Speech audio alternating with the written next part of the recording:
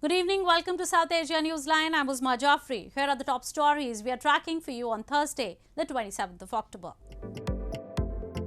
India's Defence Minister says Pakistan will have to bear consequences for atrocities in PoK. Nawaz Sharif links PTI's long march to Pakistan Army Chief's appointment. And closed Afghan girls' schools having adverse effect, warns SIGAR.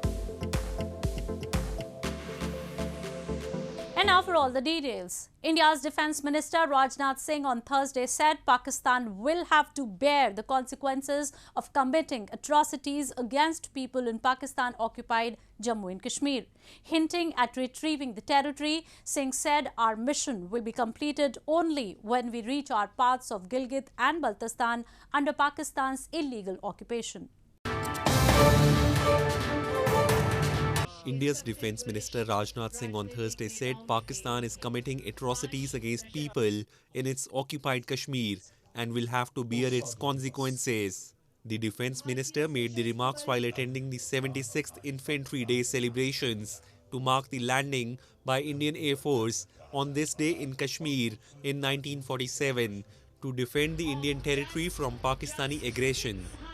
Hinting at retrieving the Pakistan-occupied Kashmir, the minister said the goal of overall development in the twin union territories of Jammu and Kashmir and Ladakh will be achieved after reaching Gilgit and Baltistan under Pakistan's illegal occupation. तो हमने उत्तर दिशा की ओर चलना प्रारंभ कर दिया है। हमारी यात्रा तो तब पूरी होगी जब हम 22 फरवरी 1949 को भारतीय संसद में सर्वसम्मत पारित हुए प्रस्ताव को अमल में लाएंगे और उसके अनुरूप हम अपने बाकी बचे हिस्से जैसे गिलगिट और बाल्टिस्तान तक पहुंचेंगे। India has long called upon Pakistan to vacate areas of Jammu and Kashmir under its illegal occupation, stating that they are integral and inalienable part of India. People in the illegally occupied Pakistan-administered Kashmir blame, even after 75 years, they are denied basic fundamental rights by Islamabad and are meted out with severe brutality for voicing their concerns. In a landmark decision, India's men's and women's national cricket teams will be paid the same appearance fee to represent their country, Board of Control for Cricket in India Secretary Jay Shah said on Thursday. India's cricket governing body on Thursday announced an equal match fee for both its men's and women's cricketers. BCCI Secretary Jay Shah took to his official Twitter handle to announce the historical development. The agreement will see women's players at international level receive the same match fees as men across all formats, 15 lakh rupees for tests, 6 lakh rupees for one-day internationals and 300,000 rupees for 2020 internationals. Women cricket का एक बहुत बड़ा respect और एक आत्मविश्वास वो 100% बहुत develop होगा कि हमें हमारी cricket equal to men cricket अब है और हमें वो रिस्पेक्ट बीसीसीआई ने दिया है। अब वही चीज़ अब स्टेट वाइज भी अगर करेंगे कि वही उनका भी मैच फीस अगर बढ़ाई जाए तो हमारी क्रिकेट और भी जल्दी मतलब इक्वल टू मेंस क्रिकेट आ जाएगी। Many ex-cricketers welcomed the decision. Legendary Indian cricketer Sachin Tendulkar took to social media to laud BCCI and calling the announcement an equalizer. Former Indian women team captain Mithali Raj hailed the move on Twitter as historic. Indian women's cricketers currently earn 400,000 Indian rupees for test appearances and 100,000 for T20s and ODIs, and also play less cricket than their male counterparts. Under their current annual contracts, women cricketers in the highest bracket earn 5 million rupees, while Grade B players take home 3 million and Grade C 1 million. Men in the Grade A plus bracket are paid 70 million, with those in grades A, B and C taking home 50 million, 30 million and 10 million respectively. Meaning, the lowest graded male cricketers still earn twice as much as top-tier women cricketers. The top leadership of Pakistan's ruling PML-N has blasted opposition PTI chairman Imran Khan for the Long March rally to capital Islamabad, terming it not a revolution but an attempt to install an army chief of his own choice. The government has said it will also call in the armed forces to deal with the participants of the rally. Pakistan's ruling PML-N party supremo Nawaz Sharif on Wednesday said that opposition PTI party chief Imran Khan's long march to capital Islamabad is not for any revolution but is aimed at the appointment of the army chief of his choice. Sharif said that with undeniable proof of a Rs 50 billion dacoity in the foreign funding and Toshkhana cases, Imran Khan has proved to be the biggest thief of history. Khan has announced the Long March rally on October 28 to call for early elections, a demand which has been rejected by the ruling coalition. आप लोगों ने इमरान खान का देख लिया है इसकी 4 साल हुकूमत में कि कौन सा इनकलाब लेके आया है। ये सिर्फ और सिर्फ चीफ आर्मी स्टाफ वो लगवाना चाहते हैं जिसमें इमरान साहब चाहते हैं कि जी मेरा बंदा हो। Prime Minister Shehbaz Sharif also criticized the timing of the PTI's march and said Imran Khan is playing a dangerous game by using tragic killing of journalist Arshad Sharif for petty politics and going to the extent of casting aspersions on state institutions.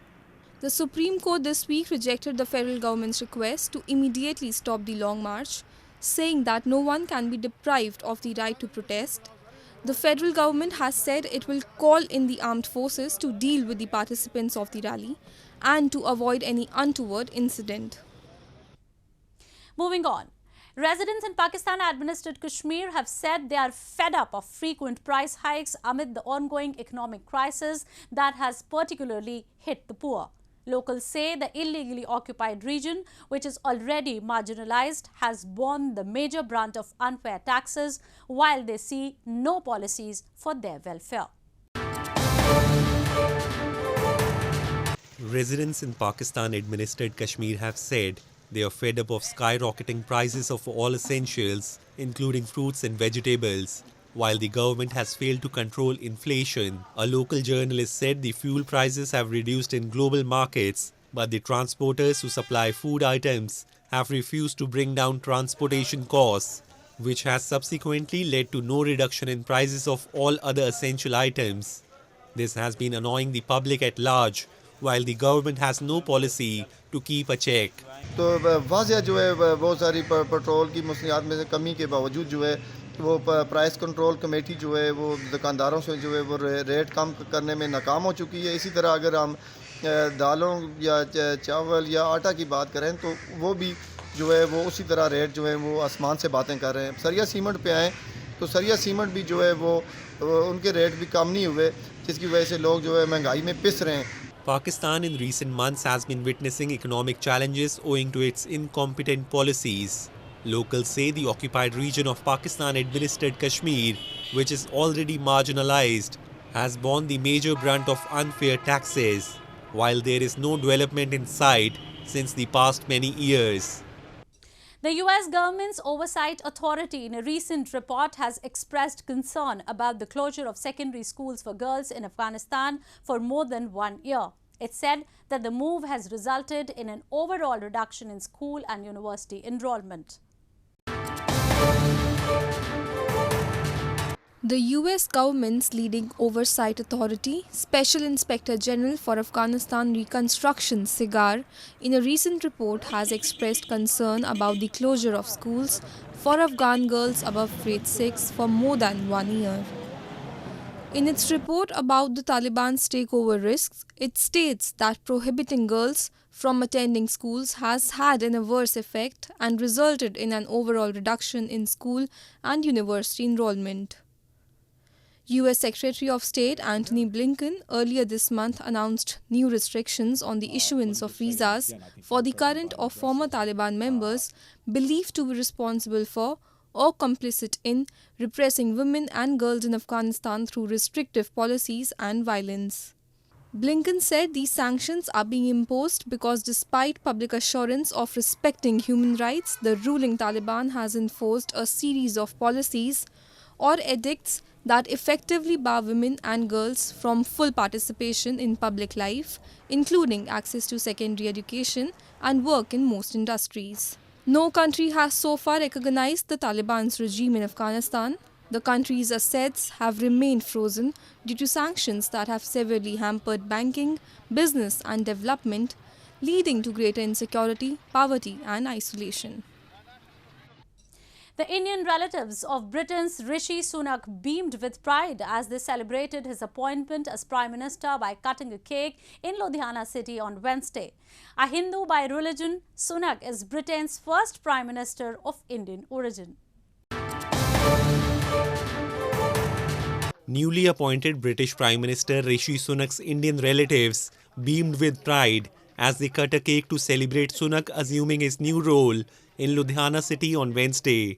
Sunak's maternal uncles Rakesh Sood and Subhash Berry fed each other cakes as they gathered with other relatives to commemorate their nephew's win. Walking down memory lane, Sood displayed an old photograph of himself with Sunak's parents Usha and Yashveer Sunak and Usha's sister and Sood's wife Veena Sood. जिम्मेवारी बहुत बड़ी है क्योंकि वहाँ पे आर्थिक हालात अच्छे नहीं हैं। वो नहीं हरा के वो संभालेगा इसी बात। फाइनेंस का मास्टर है, वो संभालेगा, फाइनेंस को संभालेगा। तो अभी आप जाएंगे इंग्लैंड? हाँ जाएंगे, बच्चे जाते रहते हैं। A Hindu, Sunak is Britain's first Prime Minister of Indian origin. Being one of the richest men in Parliament, he will have to find deep spending cuts to plug an estimated £40 billion hole in the public finances. He is tasked with tackling a mounting economic crisis, a warring political party, and a deeply divided country in one of the greatest challenges to confront any new leader. In a bizarre Hindu ritual in the hinterland of central India, devotees were seen prostrating on the ground as cows galloped over them. The odd tradition was observed as the devout sought blessings from cows on the Gai Gauri Puja or cow worshipping festival. Take a look. Devotees in India's central Ujjain city allowed cows to run over them as they participated in a peculiar tradition to mark Gai Gauri Puja or cow worship on Wednesday.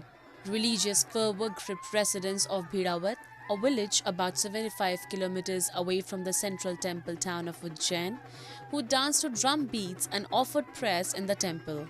The horns of the cows were decorated with paints, balloons and other items as they ran over devotees who were lying on their stomachs on the ground. परंपरा तो काफ़ी सालों से चली आ रही है और इसमें ऐसा है कि जो मन्नतदारी रहते हैं, जो गौरी प्रथा जिसको बोलते हैं, तो ये मन्नतदारी मुंह के बल ज़मीन पे लेटते हैं और एक जगह जो निर्धारित हैं वहीं पे हर साल की तरह उसी जगह पे ये गौरी ज़मीन पे लेट जाते हैं और सैकड़ों की संख्या में गायें रहती हैं और किसी प्रकार की किसी को भी कोई हानि आज दिन तक हमें देखने में नहीं मिली।